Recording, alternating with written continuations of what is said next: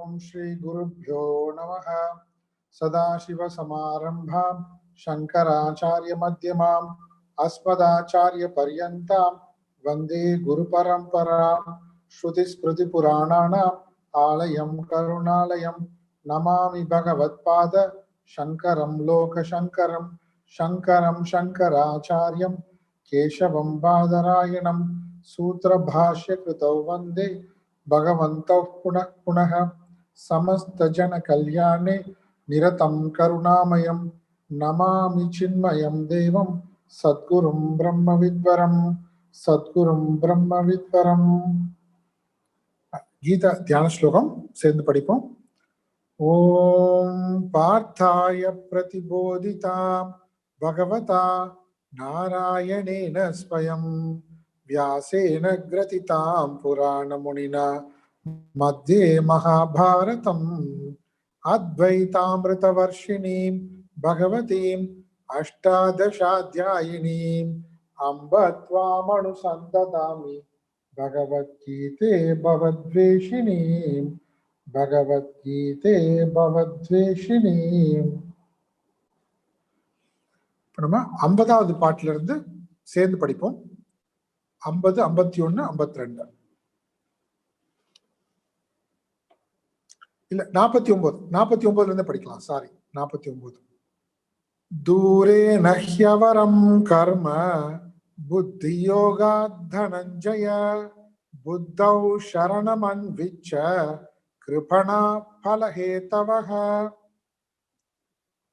बुद्धियुक्तो जहातीह उभे सुकृत दुष्कृते तस्माद् योगाय युज्यस्व योगः कर्मसु कौशलम् कर्मजं बुद्धियुक्ता हि फलं त्यक्त्वा मनीषिणः जन्मबन्धविनिर्मुक्ताः पदं गच्छन्त्यनामयम् यदा ते मोहकलिलं बुद्धिर्व्यतितरिष्यति तदा गन्तासि निर्वेदं श्रोतव्यस्य श्रुतस्य च श्रुति विप्रतिपन्ना ते यदा स्थास्यति निश्चला समादावचला बुद्धिः तदा யோகமவாப்ஸ்யசி. இந்த 53வது ஸ்லோகத்துல இருந்து நம்ம இன்னைக்கு பார்க்க ஆரம்பிக்கணும். சரி, இப்ப அதுக்கு முன்னாடி நம்ம பார்த்துட்டு வந்தது கர்மயோகம், காமிய கர்மம். இந்த காமிய கர்மமானது கர்மயோகத்தை விட மிக மிக மிக தாழ்மையானது. 49வது ஸ்லோகத்தை சொல்றாரு. ஏன்னு கேட்டா அது நம்மள பிறப்பு இறப்பு என்கின்ற பந்தத்துல கொண்டு போய் விட்டுவிடும். அதுக்கப்புறம் இப்படி கர்மயோகத்தினுடைய பெருமையை சொல்வதற்கு முன்னாடி காமிய கர்மத்தினுடைய எவ்வளவு அது நமக்கு பாதிப்பு உண்டாக்குறதுன்னு முதல்ல சொல்லிடுறாரு. சொல்லிட்டு இப்ப கர்மயோகம் எப்படி, அப்ப என்ன செய்யும், கர்மயோகம் என்ன செய்யும்? காமிய கர்மம் நம்ம பிறவில கொண்டு போய் விடும் அப்படின்னா கர்மயோகம் என்ன செய்யும்? அதுதான் சொன்னார். கர்மயோகம் என்ன செய்யணும்னா 50வது பாட்டுல சொல்றாரு, சுக்ருத துஷ்கிருத உபே ஜெகாத்திக. பாவ புண்ணியம் இரண்டும் தான் எதுக்கு காரணம்? நம்மளுடைய பிறவிகளுக்கு காரணம். அப்படி இருக்கக்கூடிய அந்த பலன், அந்த பாவ புண்ணியம்ன்றது பலன், நம்ம கடமை செய்யும் போது கர்மத்துக்கான பலன். அந்த கர்ம பலனை பாப புண்ணியம் இரண்டையுமே விட்டு அதுல இருந்து விடுபடுகிறான். விடுபட்டு எதனால விடுபடுகிறான்? புத்தி யுக்தம், கர்ம புத்தி யுக்தக. கர்ம புத்தி பாவனையுடன் அவன் கடமைகளை செய்வதனால பலன் அவனை பந்தப்படுத்துவதில்லை. சரி, அதனால தஸ்மாத் யோகாய யுஜ்யஸ்வ. ஆகவே அர்ஜுனா, நீ கர்மயோகம் கூடியவனாக புத்தியை அதில் நிலைபெற செய்து, கர்மயோகத்தில் நிலைபெற செய்து உன்னுடைய கடமைகளை செய்வாயாக. ஏனென்றால் யோக கர்மசு கௌசலம். ஒரு கர்மத்தை திறம்பட செய்வது என்பதுதான் கர்மயோகம். எஃபிஷியன்ட், ஒரு வேலையை ரொம்ப எஃபிஷியன்டா ரொம்ப திறமையாக செய்யறான் ஒருத்தன் அப்படின்னா எதை வச்சு சொல்லணும் அவன் திறமையாக அந்த செயலை செஞ்சான்னு? எதை வச்சு சொல்லணும்னா அவன் செய்த வேலை அவனை பந்தப்படுத்தாம இருக்கா.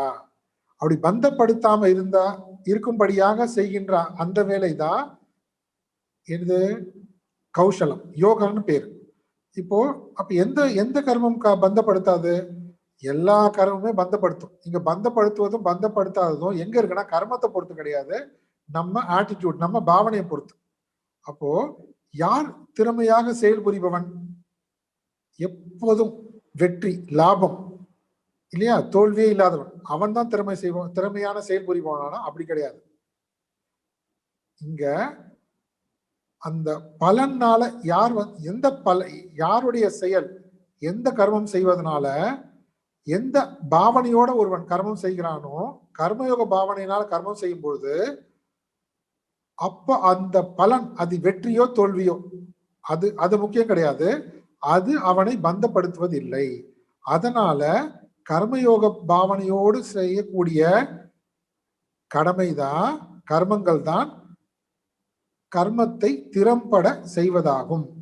இதான் சொல்றார், யோக கர்மசு கௌசலம்.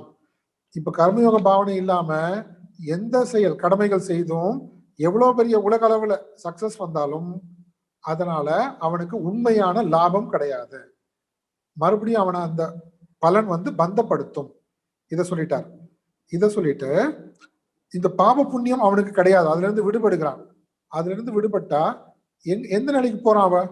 இப்ப பாவ புண்ணியம் அடுத்த பிறவே கொடுத்துரும். பாவ புண்ணியத்துல இருந்து விடுபட்டுட்டான், ரொம்ப திறம்பட செயல் புரிகிறான், அதாவது கர்மயோகத்தை செய்கிறான்.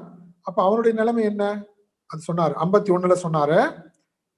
ஏனென்றால் புத்தி யுக்தா மணிஷினக, புத்தி உடன் கூடியவன், கர்ம புத்தியுடன் கூடியவன் என்ன ஆகுது? அவனுக்கு மன தூய்மை பெற்று மன ஒருமுனைப்பாடு பெற்று அவன் குருவை அடைகிறான். குருவை அடைந்து குரு மூலமாக, அந்த குரு எப்படி அடைகிறான்?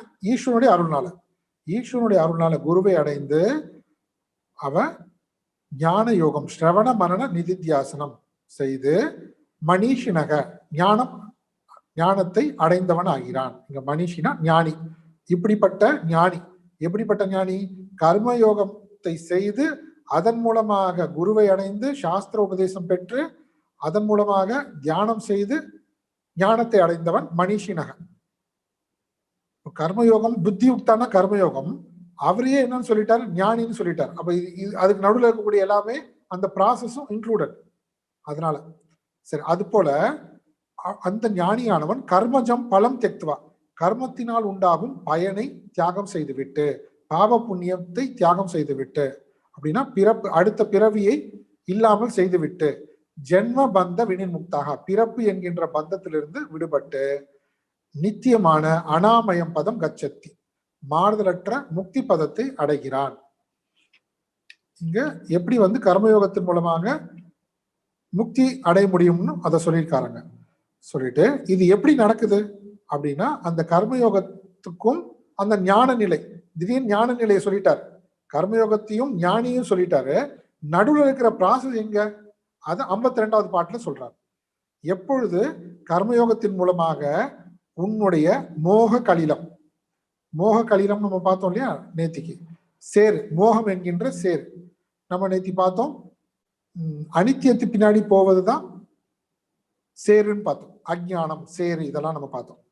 அத இன்னும் நம்ம வேதாந்த வார்த்தைகள்ல நம்ம தெரிஞ்சுக்கணும்னு சொன்னா, நேற்று நம்ம பார்த்தோம், எனக்கு ஆனந்தம் வேணும், அந்த ஆனந்தம் இந்த உலகத்துல இருந்து எனக்கு கிடைக்கும்னு ஒரு எண்ணம் இருக்கு.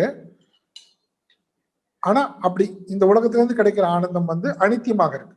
இதுதான் பேசிக்கா நம்ம நேற்று பார்த்தது. அது இதுல எங்கேருந்து சேர் வந்தது, எங்கேருந்து மோகம் வந்தது? மோக கலிலம் அப்படின்னா, இவன் தேடிக்கொண்டிருக்கிற ஆனந்தமே என்னன்னு கேட்டா அவனுடைய சுரூபமாகவே இருக்கு. அவனுடைய சுரூபமாகவே இருக்கிறதுனால மோகம், டெல்யூஷன். அப்போ தன்கிட்ட இருக்கக்கூடிய ஆனந்த சுரூபத்தை தன்கிட்ட இருக்குன்னு தெரிந்து கொள்ளாமல்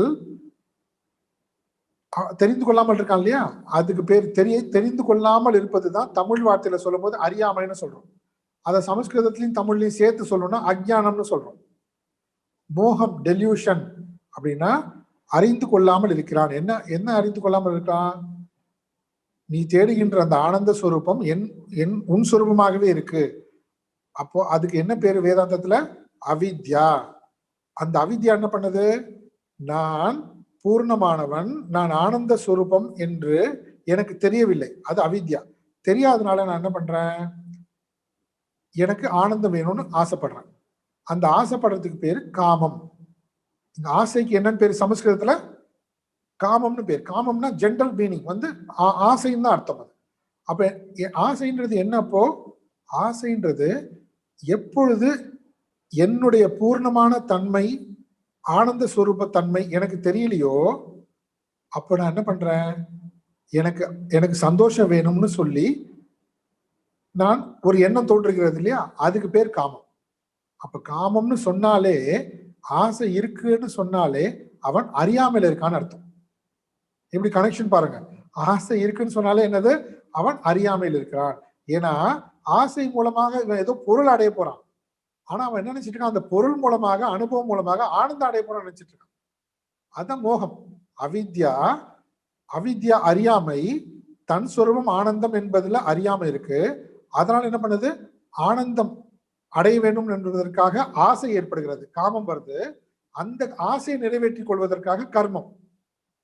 அப்போ அவித்யா, காம, கர்மம். அறியாமை, அறியாமையிலிருந்து ஆசை வருகிறது. அந்த ஆசையை நிறைவேற்றுவதற்கு கர்மம் செய்கிறான்.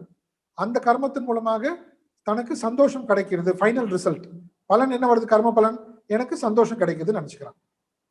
இப்ப இது ஒரு சைக்கிள் பாருங்க. அவித்யா, காம, கர்ம, அதோடு நிறுத்த வேண்டாம், இன்னொன்னு சேர்த்துக்கலாம், பலன், கர்மத்துக்கான பலன். இது எது வரைக்கும் இது போயிட்டே இருக்குது, இந்த அவித்யா நீங்கிற வரைக்கும். அவித்யா நீங்கிற வரைக்கும்னா என்ன அர்த்தம், என் சொரூபமே ஆனந்த சொரூபம் என்கின்ற அந்த ஞானம் வர வரைக்கும், அந்த ஞானம் வர வரைக்கும் இந்த அவித்யால மறைக்கப்பட்டு இவன் ஆசைக்குட்பட்டு கர்மத்தை செஞ்சு அந்த கர்ம பலன் அனுபவிக்கிறான். மறுபடியும் மறுபடியும் கர்ம, கர்ம பலன், கர்ம, கர்ம பலன், பாப புண்ணியம், சுக்ருத்த துஷ்கிருத்த, இதுலயே சிக்கி கொண்டிருக்கானே தவிர இவன் கடைசி வரைக்கும் தன் சொரூபம் ஆனந்தம்ன்றதே அவனுக்கு தெரியல. இப்ப அதுக்காக என்ன பண்ண சொல்றாரு பகவான், கர்மயோகம் செய். அந்த கர்மயோகத்தினால மோக கலிலம், உன்னுடைய காம, கர்ம, அந்த ஆசை, அந்த ஆசை மூலமாக நீ செய்கின்ற கர்மம், இதுல இருக்கக்கூடிய விருப்பு வெறுப்புகள் நீங்கும். கர்மயோகம் மூலமாக, கர்மம் செய்வதன் மூலமாக கிடையாது, கர்மயோக பாவனை செய்வது, அதன் மூலமாக கர்மயோக பாவனையோட செயல் புரிவதனால உன்னுடைய விருப்பு வெறுப்பு நீங்கும். அந்த விருப்பு வெறுப்பு நீங்க உன்னுடைய மனது தூய்மை அடைகின்றது. மன தூய்மை என்ன பண்ணுது, மறுபடியும் வெளிமுகப்பட்ட மனதை உள்முகப்படுத்துகிறது. இப்படி இந்த ஸ்டேஜ்ல என்ன ஆகும், நம்ம நேத்தி பார்த்தோம் நித்தியம் அனித்தியம்னு பார்த்தோம். நம்ம அதே தான் காம கர்மம்ன்ற வார்த்தையில நீங்க பார்த்துட்டு இருக்கோம், வேற பொருள் இல்லை. இப்ப வேதாந்த வார்த்தையை பயன்படுத்தி பார்த்துக்கிறோம் நம்ம, சரிங்களா. அவித்யா, காம, கர்மம். அறியாமையினால இவன் ஆசைப்படுறான். எதுக்கு ஆசைப்படுறான், அனித்திய பொருள். அதை அடைவதற்கு கர்மம் செய்கிறான், அடைஞ்சிடுறான். ஆனா என்ன பிரச்சனை, அது அனித்தியமாக இருக்கு, கிடைக்கக்கூடிய பலன் அனித்தியமாக இருக்கு. அப்போ இவன் கர்மயோகம் செய்யும் போது இவனுக்கு என்ன புரியுது, இது அனைத்துமே அனித்தியம் தான், இந்த அனித்தியம் எனக்கு வேண்டியது இல்லை, எனக்கு இந்த அனித்திய பலன் வேண்டாம், நித்திய பலன் எது.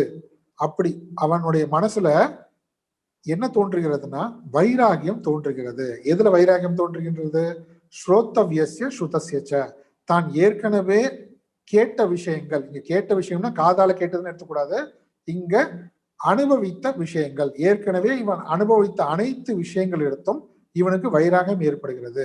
அப்புறம் யோசிக்கிறான், ஃபியூச்சர்ல என்ன ஆக போகுது, இதே போன்ற அனுபவங்கள் தான் மறுபடியும் வரப்போகுது, நான் என்ன பண்ணாலும் அதே அனுபவங்கள் தான் திருப்பி வரப்போகுது, அந்த அனுபவங்கள் தான் எனக்கு அனித்திய பலனை கொடுக்குது. அதனால ஏற்கனவே கிடைத்த அனுபவங்களா இருந்தாலும் சரி, இனிமே கிடைக்க போகின்ற அனுபவங்களா இருந்தாலும் சரி, இரண்டு நிலத்தும் இவனுக்கு வைராகியம் ஏற்படுகிறது. எனக்கு இது வேண்டாம் இனிமேல இருந்து.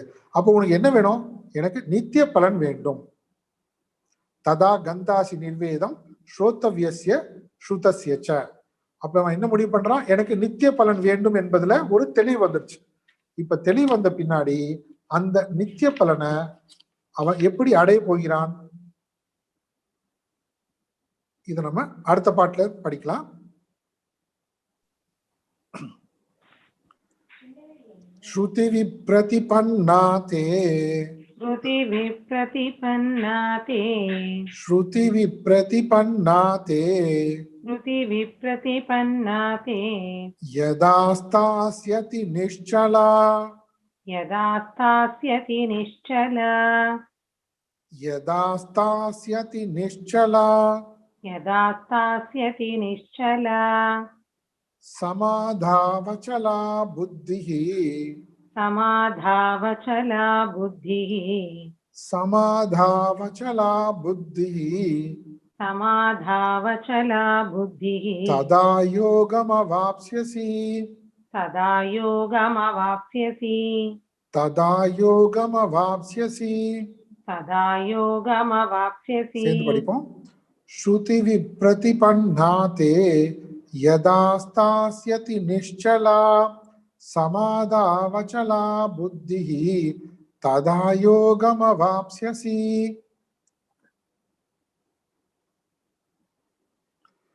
ஸ்ருதி விப்ரதிபன்னாதே ஏற்கனவே பார்த்தோம்.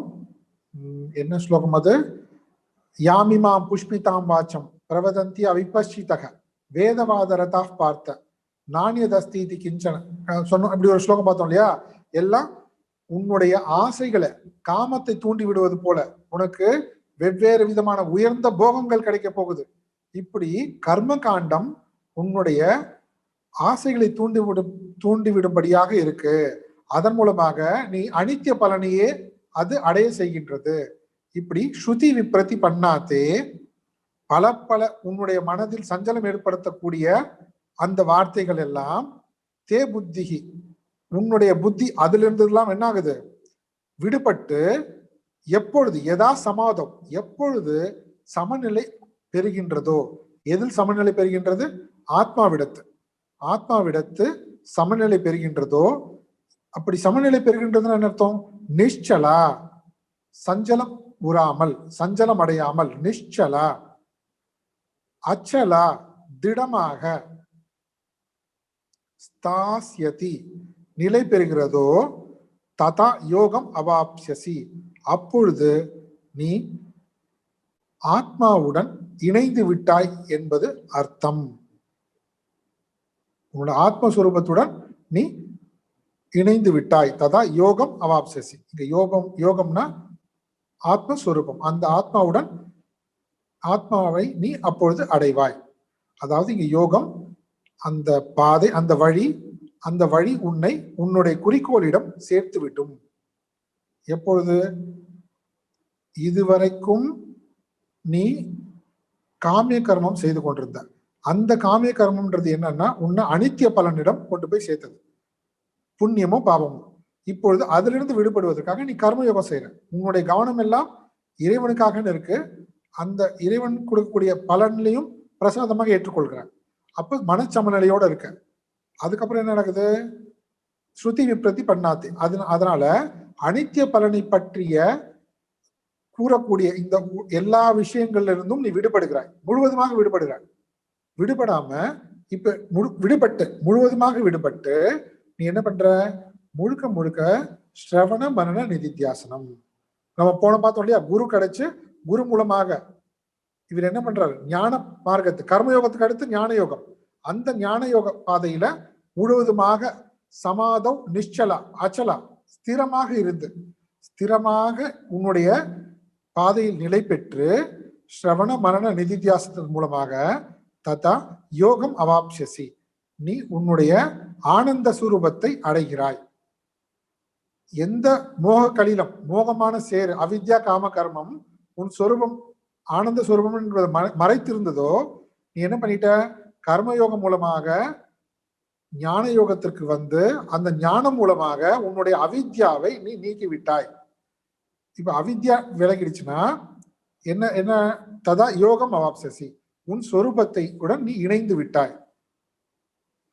இப்போ முழுக்க முழுக்க இந்த ஞானத்தை அடைகின்ற வரைக்குமான ஸ்டெப்ஸ் அழகா சொல்லிட்டு வந்தார் இந்த ஸ்லோகங்கள்ல. இப்ப நம்ம பார்க்க வேண்டிய வார்த்தை வந்து சமாதா, அச்சலா, நிஷ்சலா, இப்படி எல்லாம் வார்த்தை இருக்கு பாருங்க. சமாதௌ, நிஷ்சலா, அச்சலா, இந்த 3 வார்த்தை இருக்கு 53வது ஸ்லோகத்துல. 52வது ஸ்லோகத்துல என்ன இருக்கு? அந்த அங்கேயும் நம்ம பார்க்கலாம் பாருங்க. 52வது ஸ்லோகத்துல விவேக வைராகியம் ரெண்டுமே இருக்கு. மோக கலிலம், மோக கலிலம் அந்த சேற்றிலிருந்து நீ விடுபடுவாயோ. மோக கலிலம்னா நித்தியம் எது, அனித்தியம் எது. இப்போ இது பேர் விவேகம்னு பேர். எது நித்தியம், எது அனித்தியம். அப்புறம் நிர்வேதம், நிர்வேதம்ன்றது என்னது? வைராகியம். வைராகியம் அனித்தியத்திடம் வைராகியம். எனக்கு நித்தியம் வேண்டும் என்பதுல பிடிமானம். இது ரெண்டு இருக்கு. அப்ப என்ன ஆயிடுச்சு? காமிய கர்மம், அதுல இருந்து கர்மயோகம், கர்மயோகத்துல இருந்து என்ன கிடைக்குதுன்னா விவேக வைராகியம். இந்த விவேக வைராகியம்ன்றது உபலட்சணம், அது கூட சேர்த்து எல்லாத்தையும் எடுத்துக்கணும். சாதன சதுஷ்டயம்னு சொல்லுவாங்க. அந்த விவேக வைராகியம் அதோட சேர்ந்து அந்த ஞானம், ஒரு குரு கிட்ட போறதுக்கு முன்னாடி தேவையான தகுதிகள், அந்த தகுதிகள் முழுவதையும் இவன் பெறுகிறான்னு அர்த்தம். இங்க ரெண்டு தான் இண்டிகேட் பண்ணிருக்காங்க. விவேக வைராகியம், எங்க வைராகியத்தை இண்டிகேட் பண்ணாங்களோ நிர்வேதம்னு, வைராகியம் என்பது விவேகம் இல்லாம வரவே வராது. அதனால விவேகமும் இன்க்ளூடட், வைராகியம் வந்துடுச்சு. அந்த வைராகியத்தின் மூலமாக நீ என்ன பண்ண? விவேக வைராகியத்தின் மூலமாக ஸ்ருதி விப்ரதி பண்ணாதே அப்படின்னு சொல்லும் போது நீ கர்ம காண்டம் முழுவதிலிருந்தும் நீ விடுபட்டு விட்டாய். இப்ப கர்ம காண்டம் முழுவதிலிருந்து விடுபட்டு விட்டானா, கர்ம காண்டம் முழுவதும் அனித்திய பலனை பற்றிய விஷயங்கள் மட்டும்தான் சொல்லியிருக்கு. இப்ப அது பொய்ன்னு நம்ம சொல்லல. இங்க பாருங்க, இங்க நல்லா கவனிக்கணும். மறுபடியும் சொல்றோம், கர்ம காண்டம் வந்து பொய், அதெல்லாம் நம்ப கூடாது அப்படி சொல்லவே இல்லை நம்ம. கர்ம காண்டம் அதுவும் வேதம், அது வேதம் அது. அதனால அதுல இருக்கக்கூடிய லிமிடேஷன் என்னன்னா, அது கொடுக்கக்கூடிய பலன்கள் அனித்தியம். அப்ப அதுல இருந்து நீ முழுவதுமாக விடுபட்டா அப்ப என்ன அர்த்தம்? ஸ்ருதி விப்ரதி பண்ணாத்தே. விப்ரதி பண்ணாத்தே அப்படின்னா கர்ம காண்டத்துல இருந்து நீ முழுவதுமாக விடுபட்டாய்னா அப்ப எங்க போறாரு அவரு? ஞான காண்டம். ஞான காண்டம்னா என்னது? சாதன சதுஷ்டயம் முழுவதும் வந்தாச்சு. அதுக்கப்புறம் என்ன? ஸ்ரவண மனன நிதித்தியாசனம் தான். உங்களுக்கு இந்த கனெக்ஷன் புரியுதா? இப்ப நம்ம கீதையோட வேதாந்தத்தினுடைய கிரமத்தையும் பார்த்துட்டு வரும். எப்படி ஒருவன் காமிய கர்மத்திலிருந்து மோட்சம் அடைகிற வரைக்கும் உள்ள ஸ்டெப்பையும் இந்த ஸ்லோகத்துல பார்த்துட்டு வரும்.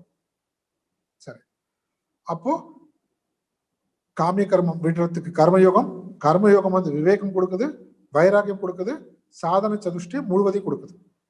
ஓகே, அதுக்கப்புறம் குரு கிட்ட போய் குரு மூலமாக ஸ்ரவண மனன நிதித்தியாசனம், இந்த சமாதா அச்சலா புத்தின்னு இருக்கு இல்லையா, சமாதவ் மன, அதாவது புத்தி வந்து placing of the mind and intellect, placing of the mind and intellect அப்படின்னா நிலை பெற செய்வது. சமாதவ் புத்தி, எங்க போய் புத்திய மனதையும் போய் நிலை பெற செய்கிறது? ஆத்மாவிடத்து. ஏன்னா உலக விஷயத்தெல்லாம் அனித்தியம், அதுல இருந்து விடுபட்டு விட்டான், டோட்டலா விடுபட்டுட்டான். இப்ப மிச்சம் இருக்கிறது யாரு? உலகம் இல்லைன்னா மிச்சம் இருக்கிறது யாரு? நான் தான். அப்போ நான் சொல்லும் போது இங்க என்னது? புலன்கள் இல்ல, புலன்கள் வெளியில போகல. அப்போ புலன்கள் மூலமாக எங்க மனது வெளியே போகும்? புலன்களும் வெளியே போல, மனது வெளியே போல, புத்தி வெளியே போல. அப்ப மனம் புத்தி எங்க போய் பிளேஸ் ஆயிருக்கு? உள்முகப்பட்டுடுச்சு. உள்முகப்பட்டு உள்ள இருக்கக்கூடிய ஆத்ம என் சொரூபத்திடம் நிலை பெற்று விட்டது. சமாதோ அச்சலா புத்திஹி. அப்போ அதோட ஒன்றி விட்டது. யோகம் அவாப்சசி. அப்பொழுது நீ ஒன்றிய நிலையை அடைகிறாய், உன் சொரூபத்துடன் ஒன்றிய நிலையை நீ அடைகிறாய். உங்களுக்கு ஸ்டெப் புரியுது இல்லையா? போன பாட்டுல விவேக வைராகியம் எல்லா விதமான தகுதிகளும் சொல்லியாச்சு. அதுக்கப்புறம் கர்ம காண்டத்திலிருந்து விடுபட்டான், கர்ம காண்டத்துல விடுபட்டான் ஞான காண்டம் தான். ஞான காண்டம்ன்றது ஸ்ரவண மரண நிதித்தியாசனம். அந்த ஸ்ரவண மரணத்தையும் முடிச்சுட்டு டைரக்டா என்ன சொல்லிட்டாங்க? சமாதா அச்சலோ புத்திஹி. அங்க நிதித்தியாசனம் தியானத்தை பத்தி சொல்லிட்டாங்க. தியானத்தின் மூலமாக ஆத்மாவிடத்து உன்னுடைய மனம் புத்தியை நிலை பெற செய்து ஞான உன் சொரு ஆத்ம ஞானத்தை நீ அடைந்து விடுவாய். பக்காவா ரூட் போட்டு கொடுத்துட்டாரு ஃபைனலா. இப்போ அர்ஜுனனுக்கு ஒரு கேள்வி வருது. என்ன கேள்வி வருது? நம்ம அந்த கேள்வி பார்க்கும்போது இந்த ஸ்லோகத்துக்கு மறுபடியும் வரணும் நம்ம, அப்பதான் அவருடைய கேள்வி நமக்கு புரியும். அந்த அர்ஜுனுடைய கேள்வியை நம்ம படிச்சிடலாம். இப்போ இந்த சப்ஜெக்ட, இது நமக்கு சப்ஜெக்டா இப்ப படிச்சுட்டு இருக்கோம். அர்ஜுனனுக்கு லைவ், அவனுடைய கஷ்டத்துல இருந்து முழுவதும் வெளியே வரணும் அவன். அதுக்காக அவர் எங்க ஆரம்பிச்சாரு பாருங்க. அசோச்சியானன் அசோச்சஸ்தம், நீ துக்கப்பட வேண்டிய அவசியம் இல்லாத விஷயத்துக்கு துக்கப்படுகிறாய். எதுப்பா துக்கப்பட வேண்டிய அவசியம் இல்லை? இந்த உடல் மனம் புத்தி தான். இந்த உடல் இறந்து போயிடும், நீ இறந்து போயிடுவ, எல்லாரும் இறந்து போயிடுவாங்க தானே துக்கப்படுற. இது துக்கப்பட வேண்டிய அவசியமே இல்லை. ஏன்? ஏனென்றால் உன் சொரூபம் பிறப்பிறப்பு அற்றது. இந்த பிறப்பிறப்பு வந்து இந்த உடலுக்கு தான். அப்படி ஆரம்பிச்சாருங்க. அப்படி ஆரம்பிச்சு அப்போ இந்த உடல் இருக்கும்போது என்ன பிரச்சனை இருக்கு? உடல் இருக்கும்போது பற்றுக்கள் அதிகமாகுது இந்த உலகத்தோட. அதனால என்ன பண்றோம்? காமிய கர்மம் செய்யறோம். அதனால முழுக்க முழுக்க நம்ம பந்தத்திலே மாட்டிக்கிறோம். பிறப்பிலே வரோம். மறுபடியும் மறுபடியும் இந்த உடல் பிரச்சனை வந்துட்டே இருக்கு. நீ ஒரு முறை மரணம் இறப்பை பத்தி பேசுற, மொத்தமா மரணத்திலிருந்து விடுபடுவதற்கு அவர் வழி சொல்றார். அதனால வேண்டி, ஏன்னா பிறந்து இறக்கின்ற அந்த நிலையிலிருந்தே நீ உயர்ந்து விடுகிறாய். அந்த சைக்கிள்ல இருந்து நீ வெளியே வந்துடுற, நீ உன்னுடைய சொரூபத்தை அடைகிறாய். இப்படி நம்ம கனெக்ஷன் இருக்கு. இப்ப அப்படி இப்படி முழுக்க முழுக்க முதல்ல இருந்து அவர் சொன்ன 11வது ஸ்லோகத்துல இருந்து அர்ஜுனன் உன்னிப்பா கேட்டே வரான். இப்ப வரைக்கும் கேட்டுட்டு வரான். அவர் நடுவுல என்னெல்லாமோ சொன்னாரு. ஆனா மெயின் சப்ஜெக்ட் என்ன? ஆத்ம ஞானம். மெயின் சப்ஜெக்ட் ஆத்ம ஞானம் தான். அதை கிராஸ் பண்ணிட்டான் அர்ஜுனன். அதனால இப்ப அர்ஜுனோட கேள்வி அதை பத்தி தான் இருக்கு. இப்ப நம்ம பார்க்கலாம். 54வது ஸ்லோகம். அர்ஜுன உவாச்ச अर्जुन उवाच ஸ்தித பிரஜ்ஞஸ்ய கா பாஷா स्थितप्रज्ञस्य का भाषा ஸ்தித பிரஜ்ஞஸ்ய கா பாஷா स्थितप्रज्ञस्य का भाषा சமாதிஸ்தஸ்ய கேசவ समाधिस्तस्य केशव சமாதிஸ்தஸ்ய கேசவ समाधिस्तस्य केशव ஸ்திததி கிம் பிரபாஷேத स्थितधि किं प्रभाषेत ஸ்திததி கிம் பிரபாஷேத स्थितधि किं प्रभाषेत கிமாசீத व्रजेत கிம் किमासीत व्रजेत किं கிமாசீத व्रजेत கிம். किमासीत व्रजेत किं சேர்ந்து படிக்கலாம். அர்ஜுன உவாச்ச ஸ்தித பிரஜ்ஞஸ்ய கா பாஷா சமாதிஸ்தஸ்ய கேசவ ஸ்திததி கிம் பிரபாஷேத கிமாசீத व्रजेत கிம். இப்போ இந்த 2வது அத்தியாயத்துல இந்த பகுதியிலிருந்து ரொம்ப ரொம்ப ரொம்ப ஃபேமஸான பகுதி, இதுக்கு பேர் இல்லையா, ஸ்தித பிரஜ்ஞ லட்சணம் அப்படின்னு கேக்குறாங்க. இந்த வார்த்தை எங்க வந்துச்சு? ஸ்தித பிரஜ்ஞம் வரவே இல்லையே. இப்போ கிருஷ்ணர் எங்கேயா சொன்னாரா பாருங்க இந்த வார்த்தைய. அர்ஜுனனே கேட்கிறான் அந்த கேள்வி. ஸ்தித பிரஜ்ஞ அப்படின்ற அந்த வார்த்தை கிருஷ்ணர் சொன்னது கிடையாது. யார் சொன்னது? இங்க கேள்வி கேட்டது அர்ஜுனன் சொன்னது. இது வரைக்கும் அந்த வார்த்தை நேரடியாக இந்த ஸ்தித பிரஜ்ஞன்ற வார்த்தை பகவான் கிருஷ்ணன் பயன்படுத்தவே இல்லை.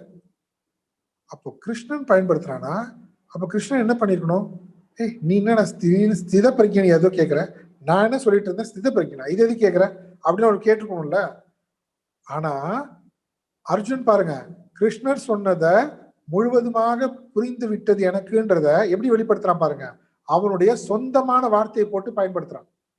நீ இது வரைக்கும் இதான சொல்லிட்டு இருந்த, எனக்கு புரிஞ்சிருச்சு அப்படின்னு திமிரா சொல்லாம என்ன சொல்றான்?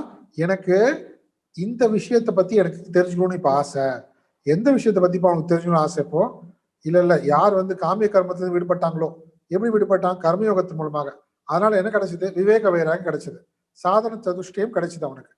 4 சாதன சதுஷ்டம், 4 விதமான தகுதிகள் குருவிடம் போறதுக்கு. அதன் மூலமாக குருவை சென்று அடைஞ்சான் இறைவனுடைய அருள்னால. அங்க போயிட்டு ஸ்ரவண மரண நிதித்தியாசனம், கேட்டல், சிந்தித்தல், தியானித்தல். எதை பத்தி கேட்டல்? ஆத்மஸ்வரூபத்தை பத்தி, மெய்ப்பொருளை பற்றி கேட்டல், மெய்ப்பொருளை பற்றி சிந்தித்தல், மெய்ப்பொருளை பற்றி தியானித்தல். அந்த மெய்ப்பொருள்ன்றது நம்ம சொரூபம். இதை மறந்துடக்கூடாது. ஏதோ கேட்டல் என்னெல்லாமோ கேட்கறது கேட்டல், ஸ்ரவணம் கிடையாது. மெய்ப்பொருளை பற்றி கேட்பதுக்கு ஸ்ரவணம் மரண நிதித்தியாசனம் டெக்னிக்கல் டேர்ம். அது வேதாந்தத்தினுடைய டெக்னிக்கல் டேர்ம். மற்ற இடத்துல போய் ஸ்ரவணம் மரணம்லாம் பேச வேண்டிய அவசியம் இல்லை நம்ம. சரிங்களா? இங்க டெக்னிக்கல் டேர்ம் ஜீவ பிரம்ம ஐக்கிய ஞானம். இதுதான் ஆக்சுவல். ஜீவ பிரம்ம ஐக்கிய ஞானத்தை பற்றி கேட்டல், ஜீவ பிரம்ம ஐக்கிய ஞானத்தை பற்றி சிந்தித்தல், ஜீவ பிரம்ம ஐக்கிய ஞானத்தை தியானித்தல். அப்போ கேட்கும் பொழுது எப்படி இந்த ஜீவனுடைய சொரூபமும் ஈஸ்வருடைய சொரூபமும் ஒன்றாக இருக்க முடியும்? இங்க ஐக்கியம்னா 2 இருக்கு, 2 ஒண்ணு சேர்ந்துன்னு அர்த்தம் கிடையாது. இருப்பதே ஒன்றுதான், இருப்பதே ஒன்று. இங்க ஐக்கியம்ன்றது ஒன்றுன்றதுல புரிஞ்சுக்கணும். சரிங்களா? 2 எடுத்துக்கூடாது, ஒன்றுதான். ஓகே, இதுதான் ஸ்ரவண மரண நிதித்தியாசனம் சொல்றது. கேட்டல், சிந்தித்தல், தியானித்தல். அதன் மூலமாக நீ அவன் ஆத்மாவுடன் ஒன்றி விட்டான். இதானே சொன்னாரு. போன பாட்டுல அப்படிதான் முடிச்சார் ஆக்சுவலா.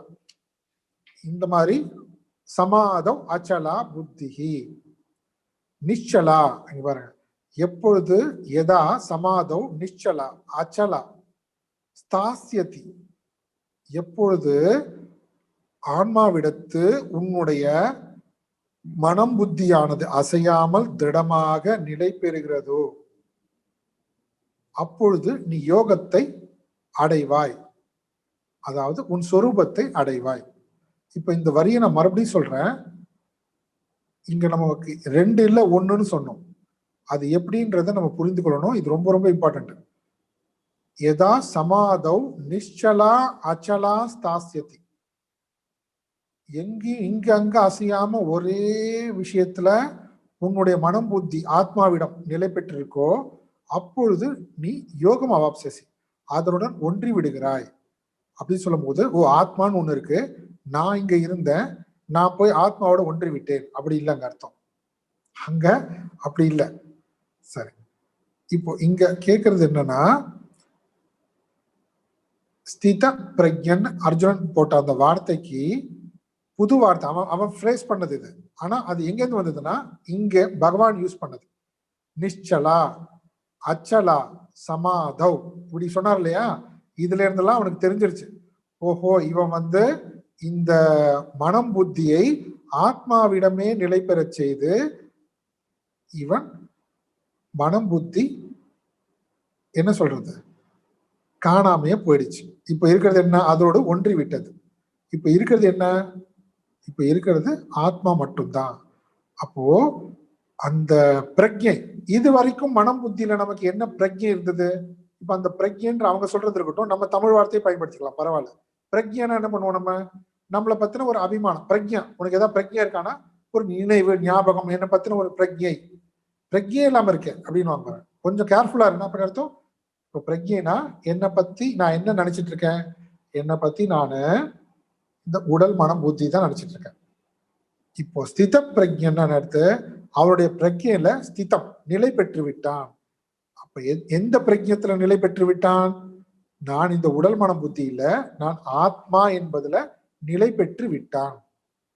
சமாதவ் அச்சலவ் அச்சலா நிச்சலான்னு சொன்னார் பாத்தீங்களா, அந்த தான் ஆத்மா என்ற விஷயத்தில் அவனுக்கு பிரக்ஞை வந்து விட்டது.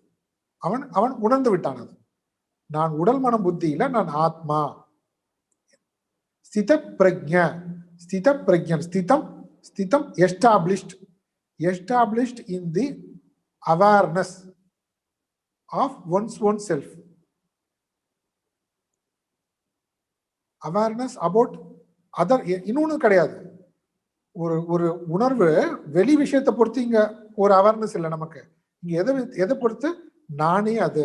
இப்ப எப்படி சகஜமாக இருக்கு நானே உடல் மனம் புத்தி, அது போலவே அவனுக்கு சகஜமாயிடுச்சு. அந்த ஞானிக்கு தான் ஆத்மா என்பதுல பிரக்ஞை சகஜ நிலை வந்துடுச்சு. அது புரிக்கிறதுக்கு தான் இப்ப அர்ஜுனன் கேட்கிறாரு, இது போன்று தன் ஆத்மாவில் சகஜமாக தன் ஆத்மா என்ற விஷயத்தில் நிலை பெற்றுவிட்ட ஞானி. பாருங்க, ஸ்தித பிரக்ஞனுக்கு இவ்வளவு பெருசா விளக்கம் சொல்ல வேண்டியிருக்கு. சகஜமாக தான் ஆத்மா என்கின்ற அனுபவ அறிவை பெற்றுவிட்ட ஞானி கா பாஷா எவ்வாறு பேசுவார், சமாதிஸ்தஸ்ய கேசவ, அவர் சமாதி நிலையில் எப்படி இருப்பார். மூன்றாவது கேள்வி என்ன, ஸ்திததி கிம் பிரபாஷேத. சரி, அவர் என்ன பேசுவார், பிரபாஷேத கிமாசீத்த, அவர் எவ்வாறு உட்காருவார், பிரஜேத கிம், அவர் எவ்வாறு நடப்பார். லிட்டரலா எடுத்தா அப்படி இருக்கு இந்த வார்த்தை. இந்த வார்த்தைக்கு அப்படியே மேலோட்டமான பொருள் பார்க்கும்போது எப்படி இருக்கு, அவர் எப்படி பேசுவார், எப்படி தியானம் செய்வார், எப்படி உட்காருவார், எப்படி நடப்பார், இப்படியே கேட்டார் அவர். சரி, இப்போ இதுக்கு என்ன கேக்குறான், அப்போ கிருஷ்ணா நீ ஆத்ம ஞானம் அடைந்தவனை பற்றி இப்ப சொல்லியிருக்க, இப்போ ஆத்ம ஞானம் அடைந்தவரை பற்றி நான் தெரிந்து கொள்ளணும். இப்ப நான் ஒரு ஸ்போர்ட்ஸ்ல வந்து ஒரு ஒரு பெரிய வேர்ல்ட் நம்பர் 1 இருக்கார் அப்படின்னா அது அவரை மாதிரி நானும் ஆகணும்னா நான் என்ன பண்ணுவேன், அவரை பத்தி முழுவதுமா தெரிந்து கொள்ளணும்னு ஆசைப்படுவேன். அப்படித்தானே? எப்படி? இப்ப நான் உண்மையாகவே அவர் மாதிரி ஆகணும்னா நான் அவரை பத்தி என்ன தெரிஞ்சுக்கணும்? அவர் எப்ப தூங்குவார், என்ன சாப்பிடுவாரு, என்ன அவருடைய ஹாபி, இதெல்லாம் தெரிஞ்சுப்பாங்க. அவர் எப்படி நடந்து போவாரு, நான் அவரை மாதிரியே நடந்துட்டாக்க, அவரை மாதிரியே பேசிட்டாக்க நானும் வேர்ல்ட் நம்பர் 1 ஆயிடுவேனா, ஸ்போர்ட்ஸ்மேன் ஆயிடுவேனா? அப்ப ஆக்சுவலா என்ன தெரிஞ்சுக்கணும் அங்க? அங்க என்ன தெரிஞ்சுக்கணும்? அவர் எந்த மாதிரி பயிற்சியில ஈடுபடுகிறார், அவர் எந்த ஸ்போர்ட்ஸா இருக்கட்டுமே அந்த ஸ்போர்ட்ஸ்ல எந்த மாதிரி பயிற்சியை அவர் மேற்கொண்டார். சரி, இப்ப வேர்ல்ட் நம்பர் 1 இப்போ எப்படி இருக்காரு அவரு? இப்பவும் அதே மாதிரி பயிற்சி செய்து கொண்டிருக்காரா, இல்ல அந்த பயிற்சி எல்லாம் ஸ்டாப் பண்ணிட்டாரா, இல்ல எல்லாமே சகஜமாயிடுச்சு அவருக்கு? எப்படி எவ்வளவு சந்தோஷம்லாம் அவருக்கு, இன்னும் எஃபர்ட்டே இல்லை அவருக்கு, எஃபர்ட்டே வேண்டாம். இதுக்கு முன்னாடி எவ்வளவு எஃபர்ட் போடணும், நான் எஃபர்ட் போடுறதுக்கு ரெடி, ஆனா ஒரு ஸ்டேஜ்ல எஃபர்ட் நிறுத்திடணும். இதுக்கு பேர் தான் ப்ரோக்ரஸ். ப்ரோக்ரஸ் என்னது? நம்ம முன்னேற்றம், வாழ்க்கையில முன்னேற்றம்ன்றது என்ன, ஒவ்வொரு ஃபீல்ட்லயும் முன்னேற்றம்ன்றது என்னது, எதை ஒன்று நாம கஷ்டப்பட்டு முயற்சி செய்து பிரயத்தனப்பட்டு நாம ஒவ்வொன்றாக தவறு செய்து கற்றுக்கொண்டே வந்தோமோ ஒரு ஸ்டேஜ்ல அது நமக்கு சகஜமாக கைவர வேண்டும். அதுக்கு பேர் தான் ப்ரோக்ரஸ். இப்ப இந்த ஸ்தித பிரக்ஞன்றவன் என்னன்னா சகஜமாக அந்த ஆத்மஸ்திதியில் நிலை பெற்று விட்டது அவனோட மனம் புத்தி. இப்ப அவனோட மனம் புத்தி மறுபடியும் தான் உடல் மனம் புத்தின்னு அந்த எண்ணம் இல்லை. இந்த உடல் மனம் புத்தியில நான் என்ற எண்ணம் இல்லை. இப்போ நான்றது இப்ப என்ன ஆயிடுச்சு, நான் என் சொரூபம் ஆத்மஸ்வரூபத்துக்கு சகஜமா போயிடுச்சது. இப்ப அர்ஜுனனுக்கு என்னன்னா, ஓ இப்ப எப்படி இருப்பாங்க அவங்க, முன்னாடி வந்து உடல் மேல அபிமானம் இருந்தது, உடல் மனம் புத்தின்ற அபிமானம் இருந்தது, அதனால நம்மள மாதிரியே இருந்தாங்க அவங்க, அவங்களும் இல்லையா. இப்பதான் அந்த அபிமானம் எல்லாம் விட்டாச்சு, அவங்க ஆத்மஸ்வரூபம் தானே. இப்ப அவங்க எப்படி இருப்பாங்க இந்த ஞானத்தை பெற்ற பின்னாடி? இப்ப அவன் கேட்கிற ஒவ்வொரு கொஸ்டினும் ரொம்ப ஆழ்ந்த கருத்துடையது. சமாதிஸ்தஸ்ய அப்படின்னு சொல்லும் பொழுது இங்க அவருடைய மனமானது அமைதி உற்று இருக்கும் பொழுது, இப்போ புரியுதோ புரியுற மாதிரி இருக்கோ பரவாயில்ல, நோட் பண்ணிக்கோங்க, ஈஸியா புரியும். இப்போ அடுத்து அவன் கேட்கிறது என்ன, சமாதி தஸ்ய ஸ்தித பிரக்ஞஸ்ய கேசவ. இங்க சமாதின்றது இங்க என்ன அர்த்தம்னா அவருடைய மனம் அமைதி உற்று இருக்கும் பொழுது அவர் எப்படி இருப்பாரு. இங்க கா பாஷா, இங்க முதல்ல சொன்னார்ல ஸ்தித பிரக்ஞஸ்ய கா பாஷா அப்படின்னா இந்த ஞானியினுடைய லட்சணங்கள் என்னன்னு அர்த்தம். இங்க பாஷானா லாங்குவேஜ் எடுத்துக்கூடாது, பாஷானா பேசுறது எடுத்துக்கூடாது. முதல்ல அவன் கேட்டது கேள்வி என்ன, ஸ்தித பிரக்ஞஸ்ய கா பாஷா, அவருடைய லட்சணங்கள் என்ன, ஞானியினுடைய லட்சணங்கள் என்ன. அடுத்தது அவருடைய மனது அமைதியுற்றிருக்கும் பொழுது, அமைதியுற்றிருக்கும் பொழுது அவர் எப்படி இருப்பாரு. ஸ்திததி கிம் பிரபாஷேத, தி இங்க புத்தி, புத்தியில் தான் ஆத்மா என்று நிலை பெற்று விட்டவருடைய கிம் பிரபாஷேத், அவர் என்ன பேசுவார், அவர் எப்படி பேசுவார். பிரபாஷேத கிம் ஆசீத கிம் விரஜேத. சரி, இங்க கிம் ஆசீதன்னு சொல்லும் போது அவர் இங்க உட்காரும் போது நடக்கும் பொழுதுன்னு தான் இருக்கு இல்லையா. ஆசீத்தனா உட்காருவது, விரஜேத்தனா நடப்பது.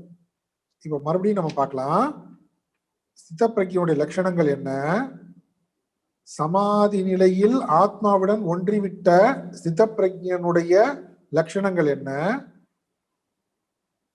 அவர் எவ்வாறு பேசுவார் அப்படின்னா என்ன அர்த்தம், எவ்வாறு பேசுவார் அப்படின்னா அவர் பேச்சுல ராகத்வேஷம் இருக்குமா, விருப்பு வெறுப்பு இருக்குமா, இல்லனா 3 விஷயங்கள் தான், காமினி காஞ்சனம் கீர்த்தி சொல்றோம் பாத்தீங்களா, மண்ணாசை பெண்ணாசை பொன்னாசை சொல்லுவாங்க பாருங்க, இது மாதிரி இந்த மாதிரி விஷயங்களை பேசுவாரா. அப்பனா விருப்பு வெறுப்பு இருக்குமா? அவரும் இதே தான் பேச போறாரா? இதேதான் இப்படிதான் இருக்குமா? அப்போ அவருடைய பேச்சில் விருப்பு வெறுப்பு ராகத்வேஷம் பற்று இருக்குமா இருக்காதா? சரி, அடுத்தது என்ன? கிம் ஆசீத, அவர் உட்கார்ந்துருக்காருன்னு அர்த்தம் அவர் எந்த விதமான செயலிலும் ஈடுபடாமல் இருக்கும்போது அவருடைய மனது எப்படி இருக்கும்? கொஞ்சம் கவனிக்கணும். என்ன என்ன கேட்டாரு? அவர் எந்த விதமான செயல்பாட்டிலும் இல்லாத போது அவரோட மனது எப்படி இருக்கும்?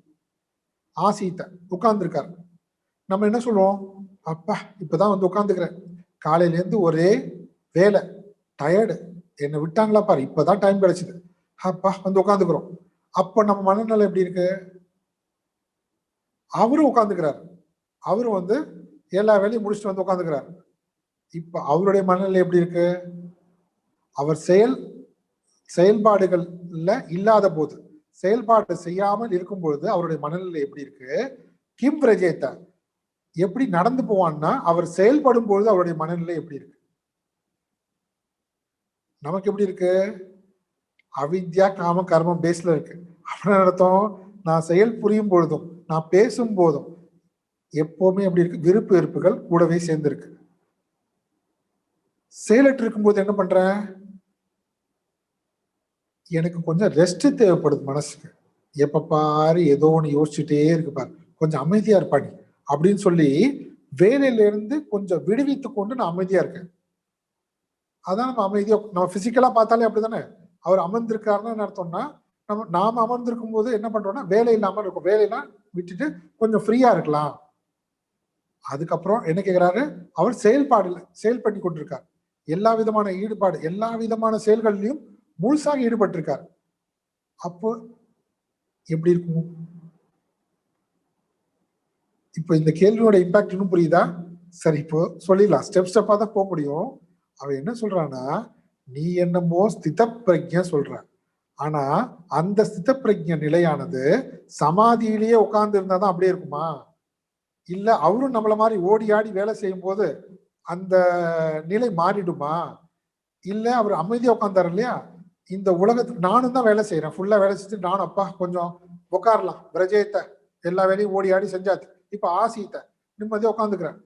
அப்ப அவரும் நம்மள மாதிரியே அஜிடேட் ஆகி சஞ்சலப்பட்டு விருப்பு வெறுப்புக்கு உட்பட்டு எல்லாத்துலயும் ஐயோ போதுண்டா கொஞ்சம் ரெஸ்ட் கொடுக்கும் அப்படின்னு அவரும் போய் அமைதியா உட்காந்துப்பாரா? இப்போ இப்படியே தான் அவரும் செய்ய போறாருனாக்க என்ன டிஃபரன்ஸ்? அவன் அப்படி கேட்கல, இதுக்கு என்ன டிஃபரன்ஸ்?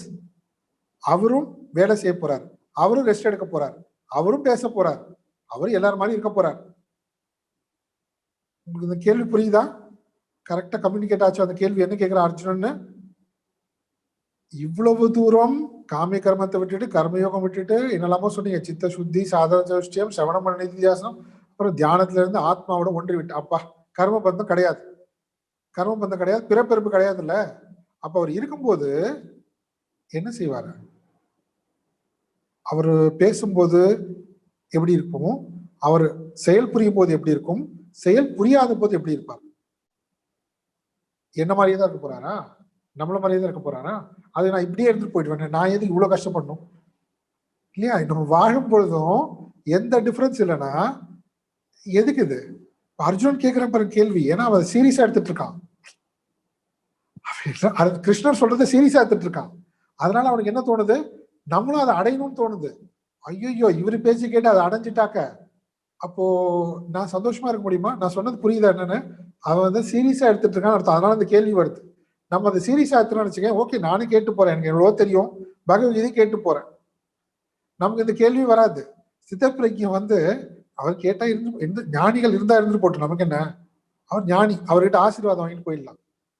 அப்படி இல்லை, அந்த நிலை நான் அடையணும்பா. நீ கஷ்டப்பட்டு அவர் அப்புறம் எப்படி இருப்பாருன்னு எனக்கு தெரிஞ்சுக்கணும். அவரு மறுபடியும் இதே மாதிரி சம்சாரத்தை ஒன்று கொண்டு விருப்பு வெறுப்போட எல்லாத்துலயும் இப்படியேதான் இருக்க போறாரா? இந்த கேள்வி வந்து இந்த சாஸ்திர விஷயங்களை மிக மிக மிக சீரியஸாக தீவிரமாக உள்வாங்கி நம்மளும் இதை அடைந்து இந்த நிலையை அடைய வேண்டும்னு இருக்கிறவங்களுக்கு தான் இந்த கேள்வியே தோணும். இல்லைன்னா திடீர்னு ஒரு கேள்வி அர்ஜுனுக்கு தோணுச்சு அப்படின்னு கிடையாது. அவன் ஃபாலோ பண்ணிட்டே வரான். கிருஷ்ணன் சொல்ற ஒவ்வொரு விஷயத்தையும் கேட்டே வரான். காமிய கர்மம் சொல்றாரு, ஓகே கர்மயோகம் சொல்றாரு, இவ்வளவு இருக்கு ப்ராசஸ். சரி, இதெல்லாம் செஞ்சுட்டு நீ உன்னுடைய சொரூபத்தை அடைவ, ஆத்மஸ்வரூபத்தை அடைவேன்னு சொல்லிட்ட.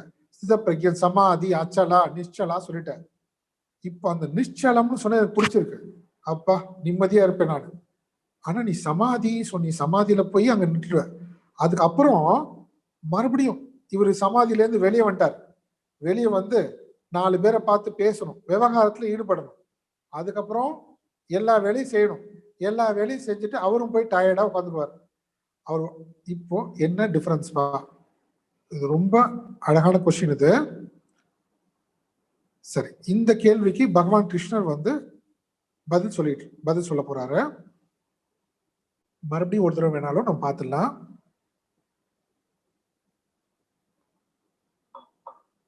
சரி, இந்த கேள்வி 3 கேள்வி புரிஞ்சது இல்லையா? சமாதியில் இருக்கும்போது அவருடைய நிலை என்ன, சமாதியை விட்டுட்டு வெளியே வந்துட்டாக்க அவருடைய நிலை என்ன, வெளியே வந்து செயல்பாடு பண்ணும்போது அவருடைய நிலை என்ன, செயல்பாடை விட்டுட்டு இருக்கும்போது என்ன நிலை. ஓகே, இல்லைன்னா நம்ம என்ன நினைச்சுப்போம், ஞானம் அடைந்தார் அப்படின்னா தியானத்தின் மூலமாக, அந்த தியானத்திலேயே இருந்தாதான் ஞானம் இருக்கும் இல்லையா? நம்ம 8th படிச்சுட்டே இருந்தாதான் 8th சப்ஜெக்ட் ஞாபகம் வரும். 9th வரும்போது 8th விட்டுருவோம். நம்ம 10th 12th வரும்போது 11th வரும்போது முடிஞ்சு போச்சு. அந்த மாதிரி அவர் சமாதியில வெளியே வந்துட்டா அவர் அஜ்ஞானி. மறுபடியும் ஞானம் என்ன பண்ணுவாரு, சமாதியில போய் உட்காந்துக்கு வரவர். சமாதியில ஒருத்தன் ஞானி ஆயிடுவார், சமாதியில வரும்போது அஜ்ஞானி ஆயிடுவார். நல்லா இருக்கு இது. அப்படியாது சமாதி தஸ்ய ஸ்தித பிரஜ்ஞஸ்ய காபாஷா. சமாதியில் நிலை பெற்றிருக்கின்ற அந்த சமயத்தில் அவருடைய நிலை என்ன? நீ ஞானம் அடைந்துட்டா, ஆத்மாவோட ஒன்றிட்டான்னு சொன்ன அந்த நிலை என்னது? அதுல இருந்து வெளியே வந்துட்டார். ஸ்திததி கிம் பிரபாஷேத்தார், வெளியே வந்து எல்லாரோடையும் டிரான்சாக்ட் பண்றார், அப்போ பேசுறார். அப்போ மனதில் இருக்கக்கூடிய அதே எண்ண ஓட்டங்கள், அந்த எண்ண ஓட்டங்களுடைய பிரதிபலிப்பா தான் அவருடைய பேச்சு இருக்குமா? எண்ண ஓட்டங்களும் நமக்கு தெரியும், விருப்பு வெறுப்பு, ஆசை, கோபம், குரோதம் எல்லாமே இருக்கு. அப்போ அப்படிதான் இருக்குமா? அடுத்து என்ன, அவர் உட்கார்ந்துருக்காருன்னு சொல்றோம். அவர் உட்கார்ந்துருக்காருன்னு செயலற்று இருக்கார், செயல்ல இருந்து விடுபட்டு இருக்கார். அப்ப எப்படி இருக்கும்? இல்ல செயல்பட்டு கொண்டிருக்கார், எப்படி இருக்கும் அது? அந்த ஞானம் இல்லை. இதை பத்தி அர்ஜுனுடைய கேள்வி. இதுக்கு பகவான் கிருஷ்ணனுடைய பதில் அடுத்த ஸ்லோகத்திலே இருக்கு, பார்த்துடலாம். ஸ்ரீ பகவானுவாச்ச श्रीभगवानुवाच பிரஜஹாதி யதா காமான் प्रजहाति यदा कामान् பிரஜஹாதி யதா காமான் प्रजहाति यदा कामान् சர்வான் பார்த்தமனோகதான் सर्वान् पार्थमनोगतान् சர்வான் பார்த்தமனோகதான் सर्वान् पार्थमनोगतान् ஆத்மன்யேவாத்மனா துஷ்டः आत्मन्येवात्मना तुष्टः ஆத்மன்யேவாத்மனா துஷ்டः आत्मन्येवात्मना तुष्टः ஸ்திதப்ரஜ்ஞஸ்ததோச்யதே स्थितप्रज्ञस्तदोच्यते ஸ்திதப்ரஜ்ஞஸ்ததோச்யதே. स्थितप्रज्ञस्तदोच्यते படிப்போம். ஸ்ரீ பகவானுவாச்ச பிரஜஹாதி யதா காமான் சர்வான் பார்த்தமனோகதான் ஆத்மன்யேவாத்மனா துஷ்டः ஸ்திதப்ரஜ்ஞஸ்ததோச்யதே. சரி, ஸ்ரீ பகவான் கூறினார், பதில் கூறினார். அர்ஜுனுடைய கேள்விக்கு பதில் சொல்ல ஆரம்பிக்கிறாரு. பார்த்தா அர்ஜுனா, பிரித்தையின் மைந்தனே பார்த்தா, யதா எப்பொழுது, மனோகதான் மனதில் உள்ள, சர்வான் காமான் பிரஜகாதி மனதில் உள்ள எல்லா ஆசைகளும் முழுவதுமாக போய்விடுகிறதோ, விடுபடுகிறதோ, சர்வான் காமான் பிரஜகாதி, ஜகாதி விடுவது, பிரஜகாதி நன்றாக விடுவது, முழுவதுமாக விட்டதுன்னு அர்த்தம். பிரஜகாதி சர்வான் காமான், 1 2 இல்ல, இந்த ஆசையை நான் கொஞ்சம் கொஞ்சமா விட்டுக்கிறேன் அப்படி கிடையாது. எல்லா ஆசைகளுமே, எல்லா ஆசைகளும் முழுவதுமாக எப்பொழுது ஒருவன் விடுகிறானோ, துறக்கிறானோ, விட்டுட்டு என்ன பண்ணுவார் அவரு? ஆத்மனா ஆத்மனி ஏவ, ஆத்மாவினால் ஆத்மாவிடமே துஷ்டக ஆனந்திக்கிறானோ அப்படின்னு அர்த்தம். ஆத்மாவினால் ஆத்மாவிடத்தே அப்படின்னா எல்லா ஆசையும் துறந்து விட்ட மனது இப்போ அதே மாதிரியாக மனதாக இருக்காது. அந்த மனது இப்ப என்ன ஆயிடுச்சு? ஆத்மாவிடமே ஒன்றி விட்டது. ஆத்மனா ஆத்மனி ஏவ துஷ்டக, தன்னில் தானே தன் சொரூபத்தில் ஆனந்தித்துக் கொண்டு இருப்பது. ததா அப்பொழுது ஸ்தித பிரக்ஞ உச்சத்தை, அப்பொழுது அவன் ஸ்தித பிரக்ஞன் என்று கூறப்படுகிறான். ஸ்தித பிரக்ஞனுடைய லட்சணங்கள் கேட்டான்ல, லட்சணங்கள் என்ன என்ன லட்சணம்? அந்த ஸ்தித பிரக்ஞனுடைய லட்சணம் என்ன? ஃபர்ஸ்ட் பாயிண்ட், சர்வான் காமான் மனோகதான் பிரஜகாதி, அனைத்து ஆசைகளும் முற்றுமாக அவரிடமிருந்து விடுபட்டு விட்டது. இப்போ மனதுன்னு சொன்னாலே என்ன ஓட்டம், அந்த என்ன ஓட்டம் எதை பத்தின்னு கேட்டாலே உலகத்தை பத்தி. ஏன்பா உலகத்தை பத்தி என்ன வரப்போகுது? இது எனக்கு பிடிக்கும், இது எனக்கு பிடிக்காது, இது எனக்கு நல்லது, இது எனக்கு கெட்டது. அப்ப என்ன ஆயிடுச்சு? விருப்பு வெறுப்பு ஆசை. இப்ப இவர் என்ன சொல்லிட்டாரு? சர்வான் காமான் மனோகத்தான்னா ஆசைகள் மொத்தமும் துறந்து விட்டு அப்படின்னு சொன்ன உடனே என்ன ஆயிடுச்சுன்னா மனதையே போயிடுச்சுன்னு அர்த்தம். மனதையே விட்டு விட்டு, எண்ணங்களே இல்லைன்னு அர்த்தம். ஏன்னா சர்வான் போட்டார் பாருங்களேன், சர்வான் அனைத்துமே விட்டு விட்டு. ஐயோ, அப்ப என்ன ஆகுவார் அவரு? ஆத்மனா ஆத்மனியேவ துஷ்டக, தான் தன் சொரூபத்திடத்திலேயே ஆனந்தித்துக் கொண்டு இருக்கிறார். அதாவது தன்னுடைய சொரூபமே ஆனந்த சொரூபம் என்கின்ற நிலையிலேயே இருக்கின்றார். அப்ப அந்த ஆனந்த சொரூபத்துக்கு இடையூறாக இருந்தது என்னது? இது வரைக்கும் மனது. அந்த மனதுல என்ன இருந்தது? என்ன ஓட்டங்கள் இருந்தது. அந்த என்ன ஓட்டங்கள் எதை பத்தி இருந்தது? இந்த உலகத்தை பத்தி இருந்தது. இந்த உலகத்தை பற்றி இருந்தது. அந்த உலகத்தில் இருந்தக்கூடிய அந்த பற்றை எப்படி விட்டார் அவரு? காமிய கர்மத்திலிருந்து கர்மயோகத்துக்கு வந்தார். கர்மயோகத்திலிருந்து சித்த சுத்தி சித்த ஏகாகிரதம் பெற்றார். அதிலிருந்து விவேக வைராக்கியம் பெற்றார். அந்த விவேக வைராக்கியத்திலிருந்து ஸ்ரவண மன நிதித்தியாசனம் வந்தார். தியானத்தின் மூலமாக இந்த நிலையை அடைந்தார் அவர். மனதை முழுவதுமாக, மனது விட்டாச்சுன்னா உலகத்தை விட்டாச்சுன்னு அர்த்தம். உலகத்தை விட்டுட்டு எங்க இருந்தார்? தன் ஆத்மஸ்வரூபத்திலேயே ஆத்மானந்தத்திலேயே லயித்திருந்தார். ஆத்மனா ஆத்மனியேவ துஷ்டக. அந்த ஆத்மாவை அனுபவிப்பதற்கு மனது வேண்டிய அவசியம் இல்லை. ஏன்னா மனது எதுக்கு வேணும்? மனது இந்த உலக விஷயத்தை அறிந்து கொள்வதற்கு தான், புரிந்து கொள்வதற்கு தான் மனது. சரி, நம்ம ஒரு உதாரணம் பார்த்துடலாமா? ஏற்கனவே பார்த்திருக்கோம் பல தடவை, மறுபடியும் பார்க்கலாம், பரவாயில்ல. இப்ப நம்ம தூக்கத்துக்கு போறோம் இல்லையா? தூக்கத்துக்கு போகும்போது என்னதாங்க,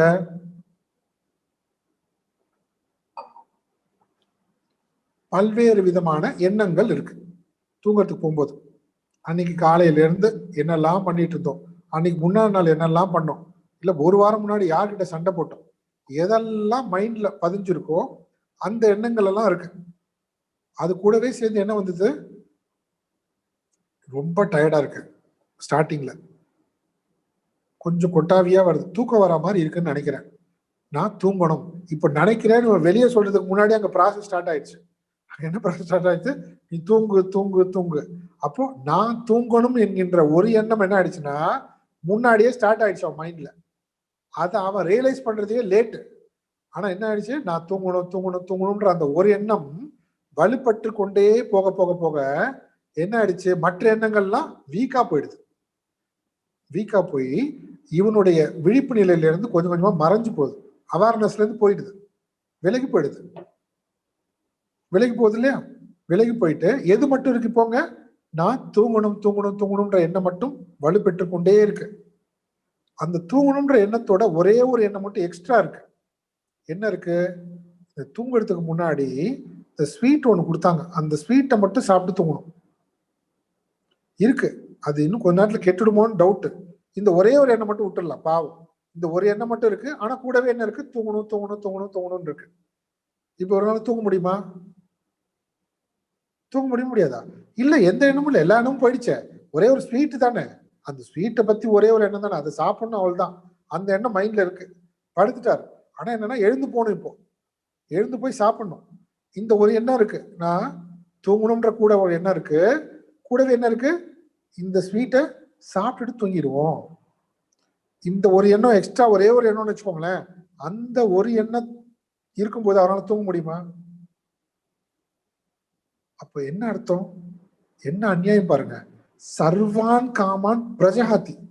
ஒரு ஆசை இல்லாம இருந்தா நம்ம தூங்கவே முடியும்.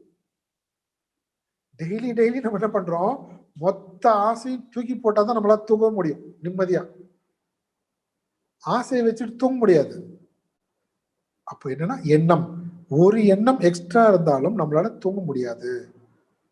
அப்போ எப்படி இவன் சர்வான் காமான் பிரஜகாத்தி, இவர் என்ன பண்ணிட்டார், இங்க ஆத்மாவிடத்து மனதை நிலை பெற செய்து விட்டார். எப்படி தூங்கணும்ன்ற எண்ணத்துல நிலை பெற்றதோ, இங்க என்ன ஆயிடுச்சு, ஆத்மஸ்வரூபத்திடம் மனது நிலை பெற்றுச்சு. ஆத்மஸ்வரூபத்திடம் நிலை பெற்ற உடனே இங்க இங்க என்ன இல்லை, இங்க தூக்கத்துல என்ன கிடையாது, மனது இல்ல பாருங்க. எல்லாத்தையும் விட்ட நேரம் தூங்கணும். அந்த மாதிரி ஆத்ம ஆனந்தத்திடம் இவர் அங்க போயிட்டார். அங்க போன உடனே மனமும் இல்ல. இப்ப எப்படி இருக்காரு அவரு, இந்த மனதை வச்சு கொண்டு அந்த ஆனந்தத்தை அனுபவிக்கல. ஆத்மனா ஆத்மனி ஏவ துஷ்டக, தானே ஆனந்த சுரூபம் என்ற நிலையில் இருக்கிறார். நம்ம தூங்கும் போது என்ன சொல்றோம், அப்பா தூங்கும் போது சொல்ல எழுந்துச்ச உடனே சொல்றோம் நிம்மதியா தூங்கணும். ஆனா தூங்கும் போது என்ன, யார் இருந்தா, ஒருத்தர் இல்ல, எந்த தொல்லையும் இல்ல, நிம்மதியா தூங்கின. ஏதாவது ஒண்ணு எக்ஸ்ட்ரா இருந்தா கூட அது தொல்லை அங்க. அப்ப எல்லாம் விட்ட நிலையில நாம கூட மட்டும் இருக்கும் தூக்கத்துல. ஆனா அங்க அறியாமையில் இருக்கிறோம், அங்க இருள் சூழ்ந்திருக்கு, நமக்கு தெரியல, அறியாமையில் இருக்கும். இதே மாதிரி இதுக்கு நேர் எதிராக இங்க அறியாமையில இல்ல, இவன் விழித்து கொண்டிருக்கும் பொழுதே இந்த உலகத்தில் இருக்கக்கூடிய அனைத்தையும் சர்வான் காமான் பிரஜகாத்தி, தியானத்துல இருக்கும் பொழுதே என்ன பண்ணா, இந்த உலகத்துல இருக்கக்கூடிய ஒரு எண்ணம் கூட அவன் மைண்ட்ல இல்ல, முழுவதுமாக திறந்துட்டா தூங்கல. ஏன்னா அவன் பயிற்சி பண்ணியிருக்கான். மைண்ட்ல இருக்கக்கூடிய எண்ணங்களை குறைச்சிட்டா நமக்கு பொறுத்த வரைக்கும் தூங்குறது தான். அதுக்கு தான் பிராக்டிஸ் பண்ணியிருக்கோம். எண்ணங்களை குறைச்சிட்டு முழிச்சிருக்கிறதுக்கு பிராக்டிஸ் பண்ணல. இவன் எண்ணங்களை குறைத்து, முழுவதுமாக எண்ணங்களை குறைத்து டோட்டலா கடைசியில எல்லாத்தையுமே விட்டுட்டு விழித்திருக்கக்கூடிய நிலை இருக்கு இல்லையா, அதுதான் ஆத்ம நிலை. ஆத்மாவினுடைய நிலையிலேயே, தன்னிலையிலேயே தன் ஆனந்த ஸ்வரூபத்தையே அனுபவித்துக் கொண்டிருக்கு. சர்வான் காமான் பிரஜகாத்தி, இதுதான் என்னது, ஞானியுடைய லட்சணம். ஃபர்ஸ்ட் பாயிண்ட், அவருடைய மனதுல எந்த எண்ணமும் இல்லை. ஐயோ பாவம், அப்ப தூங்கிடுவாரோ, மயக்கத்திலேயே இருப்பாரா? ஒண்ணும் கிடையாது. ஆத்மனா ஆத்மனி துஷ்டக, தன் ஆனந்த சுரூபத்திலேயே இருக்காரு. இப்ப எந்த அளவுக்கு நம்ம எந்த அளவுக்கு புரியுதோ புரியட்டும், பரவாயில்ல. ஆனா விடாம கேட்கணும். இப்போ முதல் தடவை கேட்ட உடனே எனக்கு இதெல்லாம் ஒண்ணுமே புரியலையே நமக்கு அப்படி சொல்லக்கூடாது. முதல் தடவை கேட்கப்போ எவ்வளவு புரிஞ்சுதோ புரியட்டும். நான் சொல்லி பகவத்கீதை முதல்ல கேட்கறவங்களுக்கு சொல்றேன், பகவத்கீதையோ இந்த சத் சங்கமோ முதல் தடவை அட்டன் பண்ணா எடுத்த உடனே எல்லாம் புரியணும் அவசியம் கிடையாது. சரியா? நம்ம ஏபிசிடி புரியறதுக்கே ஒரு வருஷம் ஆயிருக்கும் இல்லையா? ஏபிசிடி புரியறதுக்கே, ஆனா உன்னா புரியறதுக்கு ஒரு வருஷம் கஷ்டப்பட்டோம். இப்போ ஒரு 2 மாசம் கூட ஆகலையே, நமக்கு டைம் இருக்கு, புரிஞ்சிடும். மறுபடியும் நம்ம முயற்சி பண்ணுவோம். ஓகே, இன்னைக்கு இதோட நிறுத்திக்கலாம்.